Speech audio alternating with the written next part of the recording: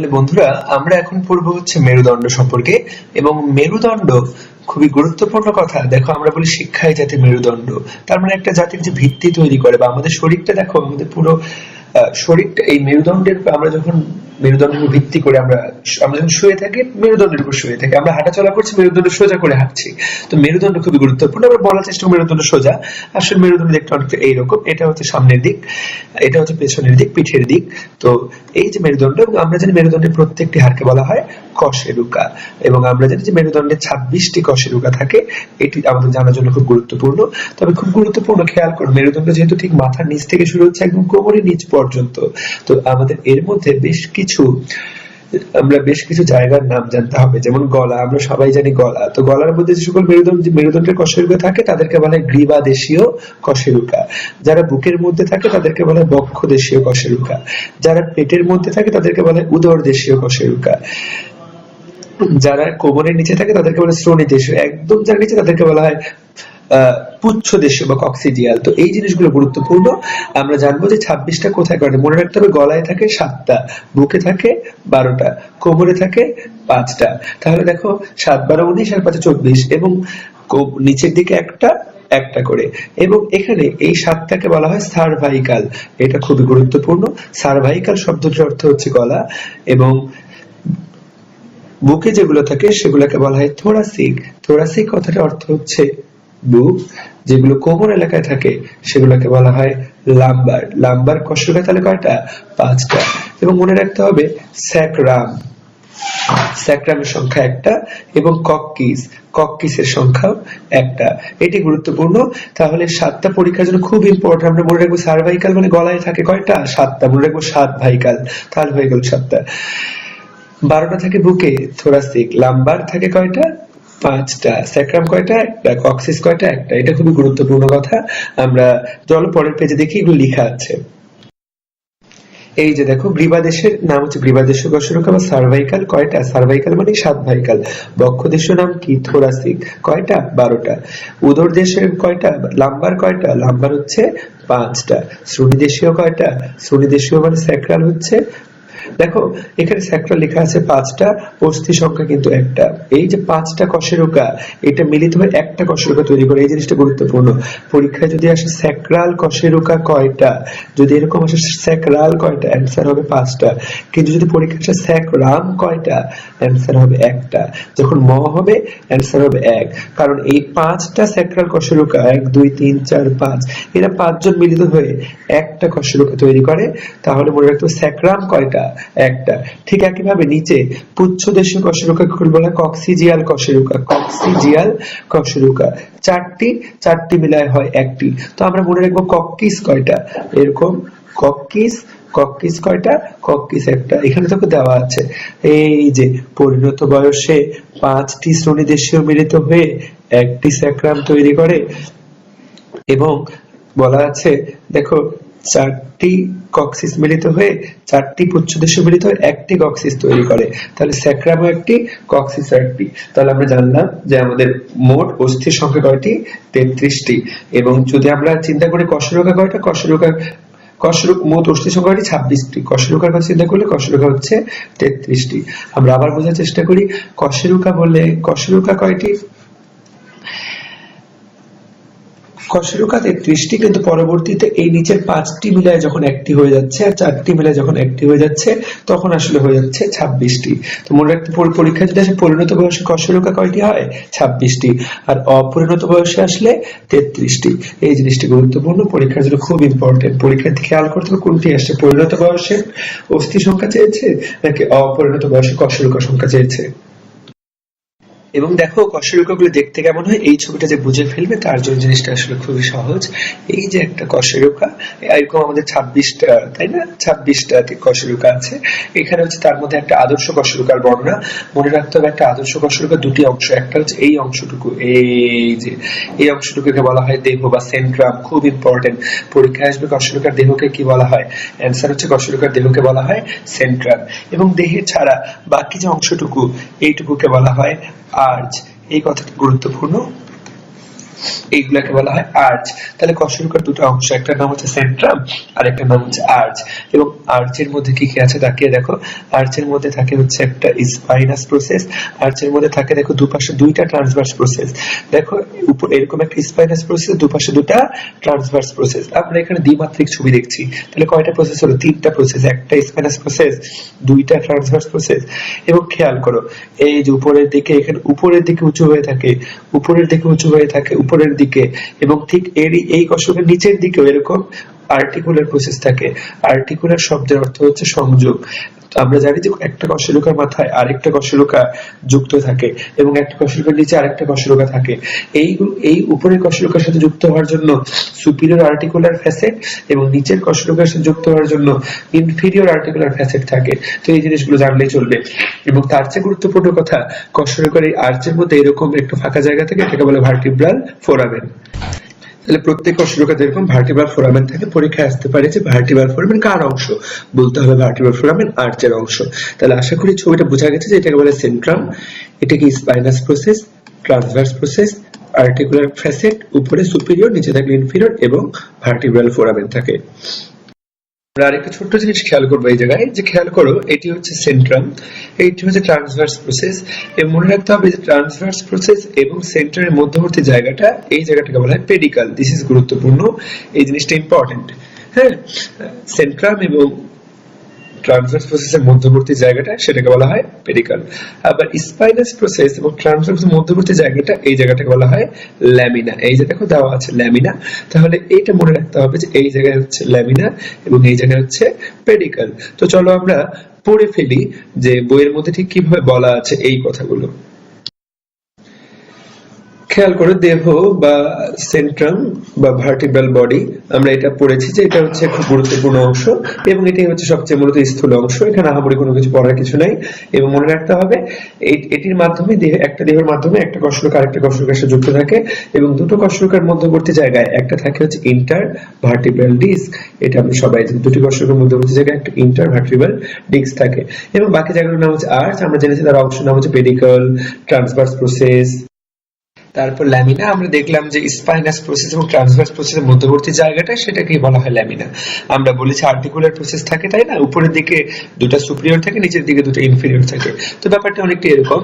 এবং spinous process আমরা জেনেছি যে স্পাইনাস প্রসেসের এই অংশটুকু, এগুলো ট্রান্সভার্স, এইটা হচ্ছে স্পাইনাস, তাই না? এখানে ভার্টিব্রাল ফোরামেন, এইটা হচ্ছে দেহটা, এটা হচ্ছে স্পাইনাস। মনে রাখতে হবে যে দ্বিতীয় থেকে যে ষষ্ঠ কশেরুকা, এগুলো কিন্তু সার্ভাইকাল কশেরুকার অংশ, তাই না? আমরা জানি প্রথম 7টি সার্ভাইকাল কশেরুকা এবং দ্বিতীয় থেকে যে ষষ্ঠ কশেরুকা, সেই দ্বিতীয় থেকে ষষ্ঠ, এখানে ও দেওয়া আছে, এটি ভুল। দ্বিতীয় থেকে ষষ্ঠ এই কশেরুকার স্পাইনাস প্রসেস গুলা এইরকম দ্বিখণ্ডিত।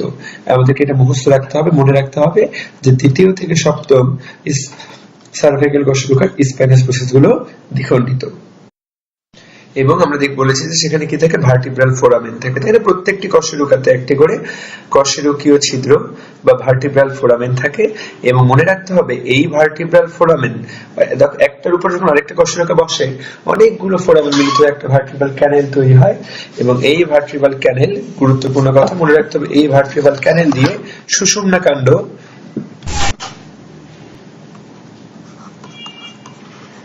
এই ভার্টিব্রাল ক্যানেল দিয়ে সুষুম্না কাণ্ড প্রবেশ করে। ভার্টিব্রাল ক্যানেলের মধ্যে কি থাকে? সুষুম্না কাণ্ড। মনে রাখবো ক দিয়ে হচ্ছে ক্যানেল, ক দিয়ে কাণ্ড। ভার্টিব্রাল ক্যানেলের মধ্যে কি থাকে? সুষুম্না কাণ্ড। এই জিনিসটা পরীক্ষার জন্য গুরুত্বপূর্ণ। আমরা জানি আমাদের মস্তিষ্ক যদি এরকম হয়, ঠিক তার নিচে এইরকম সুষুম্না কাণ্ড থাকে। এই সুষুম্না কাণ্ড থাকে ভার্টিব্রাল ক্যানেলের মধ্যে। তো এই জিনিসটি গুরুত্বপূর্ণ, জানার জন্য, পরীক্ষার জন্য গুরুত্বপূর্ণ। বন্ধুরা, আমরা এখন একটু কঠিন জিনিস পড়তে যাচ্ছি। আমরা প্রত্যেক রকম কশেরুকা সম্পর্কে আমরা আলাদা আলাদা করে জানবো। প্রথমে আমরা জানবো সার্ভাইকাল কশেরুকা সম্পর্কে। সার্ভাইকাল কশেরুকার এখানে অনেকগুলো কথা বলা আছে। চলো আমরা সার্ভাইকাল কশেরুকার ছবিটা একটু দেখে নিব। তার আচ্ছা, এটা পড়ার পরে ছবিটা দেখি, তাহলে মনে পড়বে। মনে রাখবে সার্ভাইকাল কশেরুকা থেকে তিনটা জিনিস মনে রাখতে হবে। আমরা তিনটি জিনিস মনে রাখবো। এক, এই কশেরুকায় শুধুমাত্র ভার্টিব্রাল ফোরামেন না, এদের আরো দুটো এক্সট্রা ছিদ্র থাকে, এগুলোকে বলা হয় ট্রান্সভার্স ফোরামেন।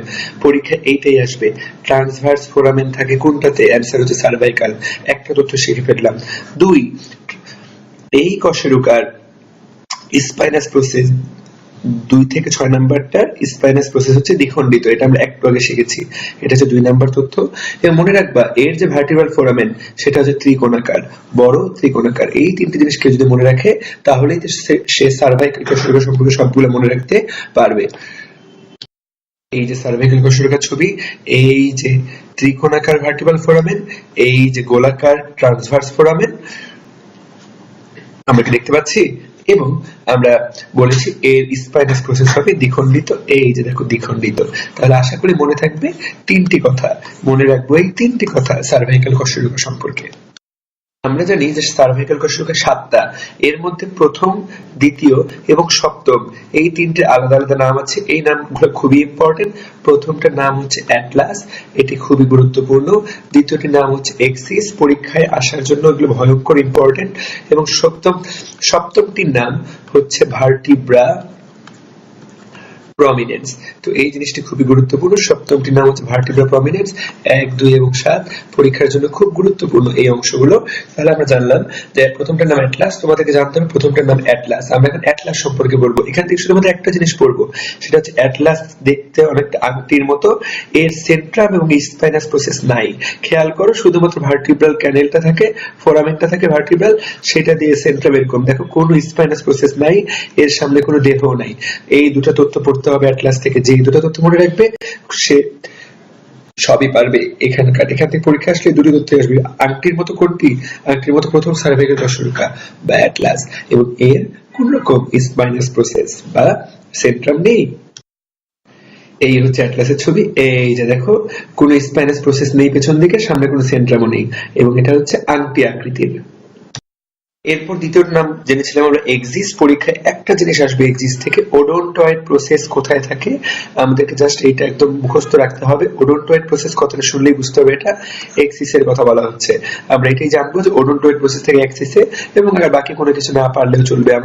আমাদের মনে রাখতে হবে ওডোনটয়েড প্রসেস থেকে এক্সিসে। চলো আমরা ছবিটা দেখি ওডোনটয়েড প্রসেস দেখতে কেমন হয়। এই যে দেখো এটি হচ্ছে ওডোনটয়েড প্রসেস এবং এটি হচ্ছে মানুষের এক্সিসের ছবি। তাহলে এই যে ওডোনটয়েড সামনের দিকে একটু বাড়ানো, প্রসেস শব্দের অর্থটি বাড়ানো, এই ওডোনটয়েড প্রসেস খুব গুরুত্বপূর্ণ। তাহলে আমরা ওডোনটয়েড প্রসেস সম্পর্কে জানলাম যে এক্সিস হচ্ছে ওডোনটয়েড প্রসেস বহনকারী কশেরুকা, পরীক্ষার জন্য খুব গুরুত্বপূর্ণ।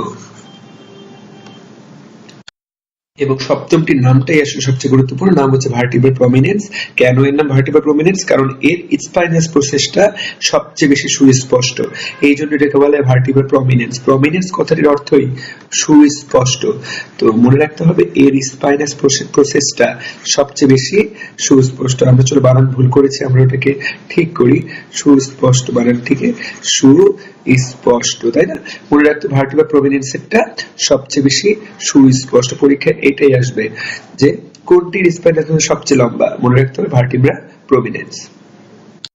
এরপর বন্ধুরা আমরা জানবো বক্ষ দৃশ্য কশেরুকা বা থোরাসিক কশেরুকা। এখান থেকে আমরা শুধুমাত্র একটা জিনিস মনে রাখবো, তোমরা সবাই জানো বুকের মধ্যে থাকে হৃৎপিণ্ড। এই কশেরুকাগুলো সবগুলো সেন্ট্রাম হবে হৃৎপিণ্ড আকৃতির। পরীক্ষায় আসলে এটাই আমরা পারবো, এগুলো আমাদের না জানলেও চলবে, পরীক্ষায় খুব বেশি আসে না। তবে একটা জিনিস গুরুত্বপূর্ণ, এই তথ্যগুলোর মধ্যে আমরা ক্রসটাকে রাইট বানিয়ে দিলাম। কোস্টাল ফ্যাসেট, ফ্যাসেট শব্দের অর্থ যে জায়গায় কোনো কিছু যুক্ত হয়। কোস্টাল শব্দের অর্থ পরশুকা। তো মনে রাখতে পরশুকা আমাদের শরীরে কোথায় থাকে? বুকে। এবং আমরা পড়েছিলাম পরশুকাগুলো সামনে স্টার্নামের সাথে, পেছনে কশেরুকার সাথে যুক্ত।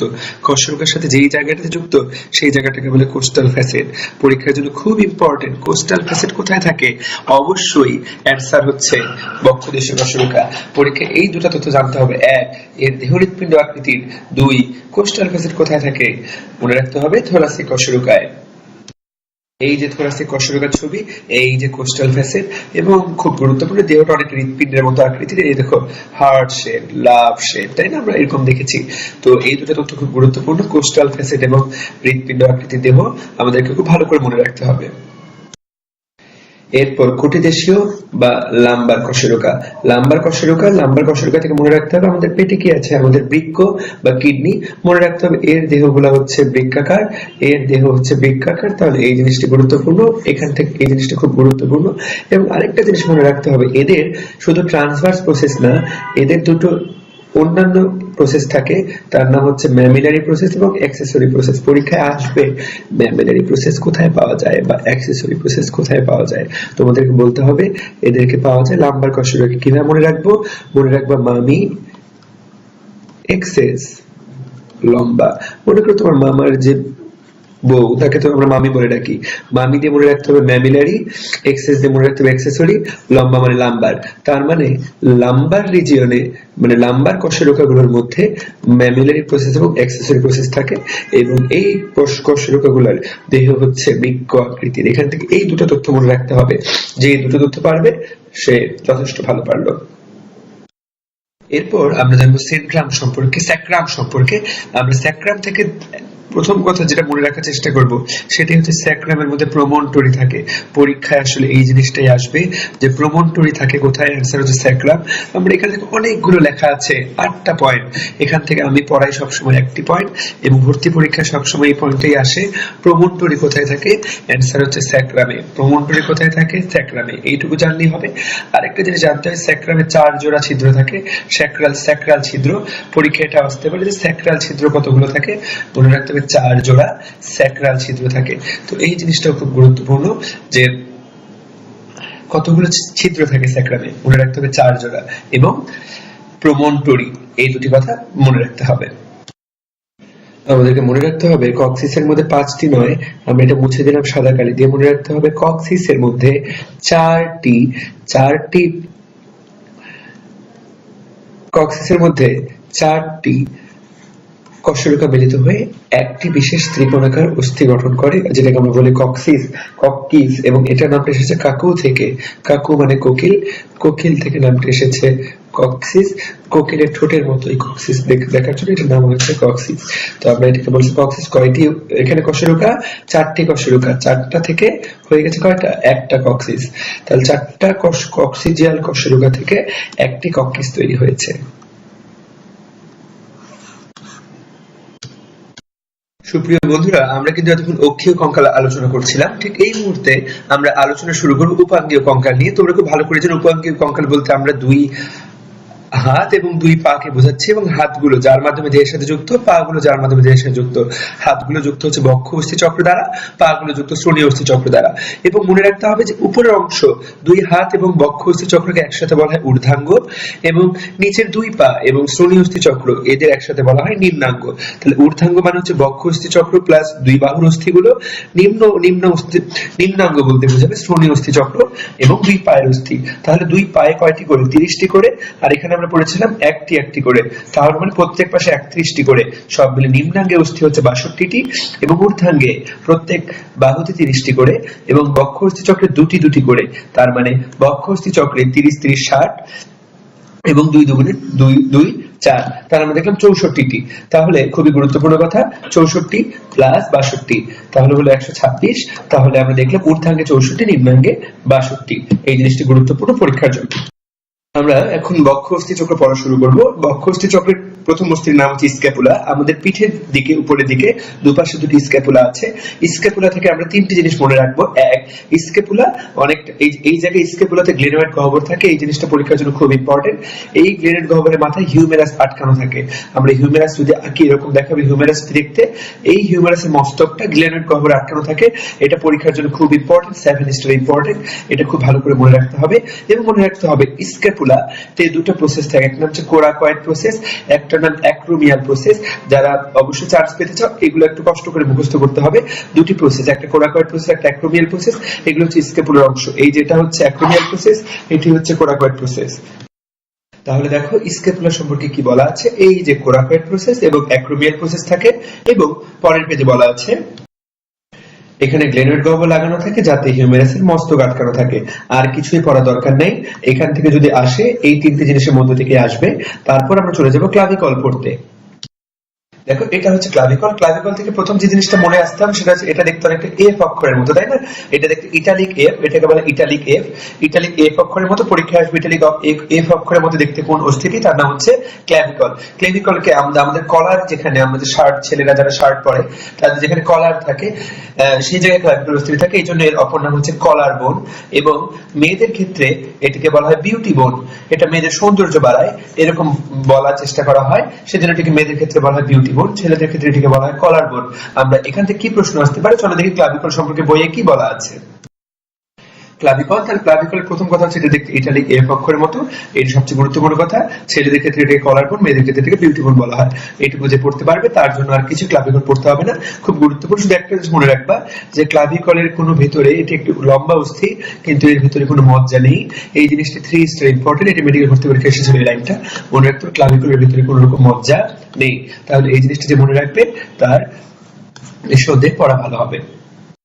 তাহলে চলো আমরা শুরু করি বাহুর অস্থিগুলো সম্পর্কে পড়া। বাহুকে আমরা অগ্রপদ বলা হয়। আমরা মানুষ না হয় সোজা হয়ে হাঁটি, কিন্তু মানুষ ছাড়া বাকি সবার তো 4টা করে পা।